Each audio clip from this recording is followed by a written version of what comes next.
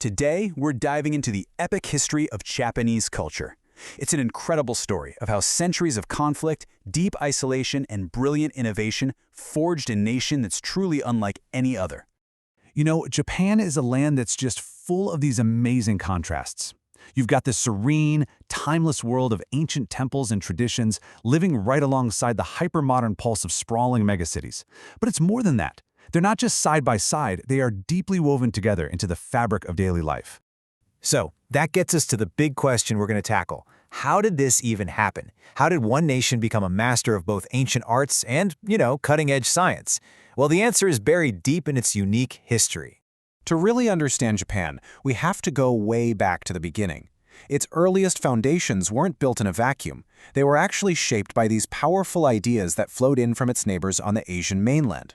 These outside influences really became the bedrock of early Japanese society. Yet Buddhism arriving from Korea, which offered totally new spiritual paths. The government itself was actually modeled on the powerful imperial system over in China.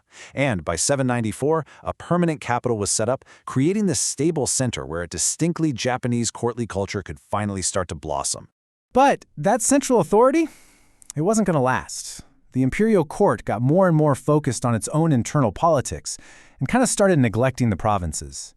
This created a huge power vacuum, allowing these powerful regional warrior clans to rise up and set the stage for a completely new chapter.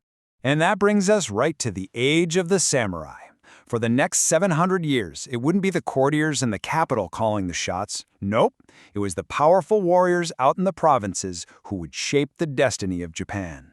This led to a really unique dual power structure. The emperor, he was still the divine figurehead, a symbol of the nation's spiritual identity. But the real power, the military and political control, was now held by a new figure, the shogun.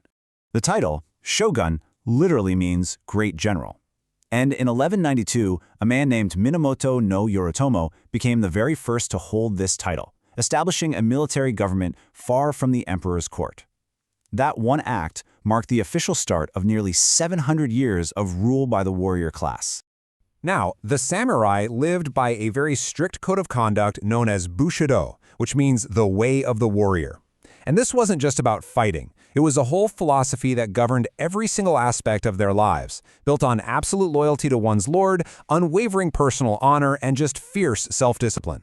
And the fighting skills of these warriors were about to face their greatest test ever. Because in the 13th century, the unstoppable Mongol Empire, led by Kublai Khan himself, turned its eyes toward Japan and demanded its surrender. Japan refused, so the Mongols launched two massive invasions in 1274 and 1281. And both times, just as the samurai defenders were pushed to their absolute limits, a massive typhoon appeared as if from nowhere and just annihilated the Mongol fleets. The Japanese called these storms kamikaze, the divine wind, because they believed the gods themselves had saved them. Now, even after fending off the Mongols, Japan was still plagued by internal conflict for centuries. Finally, the nation would enter a period of profound change by doing something radical. It closed itself off from the rest of the world entirely. This whole period of change kicked off when Portuguese traders landed in 1543. They brought two very disruptive things: firearms and Christianity. This just fueled a brutal century of civil war, which only ended when the warlord Tokugawa Ieyasu finally unified the country. To lock down his power and prevent any more foreign influence, his government enacted the Sakoku policy, sealing Japan's borders from the outside world. 268 years. That's how long Japan remained in peaceful isolation. This unprecedented period of stability allowed a uniquely Japanese culture to just flourish, completely free from outside influence. This was the golden age of kabuki theater, ukiyo-e woodblock prints, and a vibrant new urban culture. But of course, no isolation can last forever. The 19th century would bring an end to the shogunate and trigger one of the most rapid and dramatic transformations a nation has ever gone through. The big turning point came in 1853. U.S. Commodore Matthew Perry sailed a fleet of heavily armed warships, which the Japanese called the Black Ships, right into Edo Bay.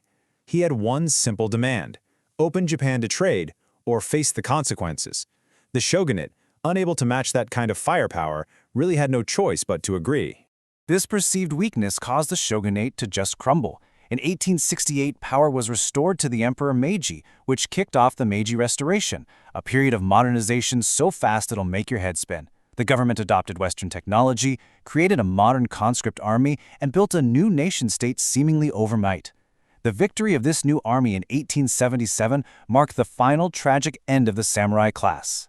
This frantic push to modernize set Japan on a completely new course, one that led it through the extremes of the 20th century and right into its role as a global power today.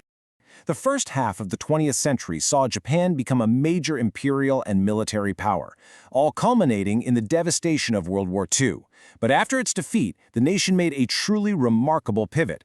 It renounced war and focused all of its energy on economic development, becoming a global leader in technology and manufacturing in just a few short decades.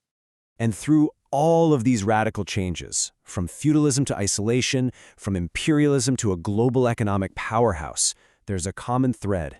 This quote captures it perfectly. Japanese culture is defined not just by its history, but by what has endured through it all. And so, that leaves us here. This delicate balance between the ancient and the modern, the sword and the microchip, has defined Japan's incredible past.